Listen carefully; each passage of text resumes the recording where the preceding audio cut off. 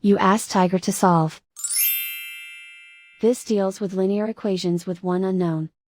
The final result is s equals 241/4. Let's solve it step by step. Group all constants on the right side of the equation. Subtract 1/4 from both sides. Combine the fractions. Combine the numerators. Reduce the zero numerator. Simplify the arithmetic. Find the lowest common denominator. Multiply the denominators. Multiply the numerators. Combine the fractions. Combine the numerators.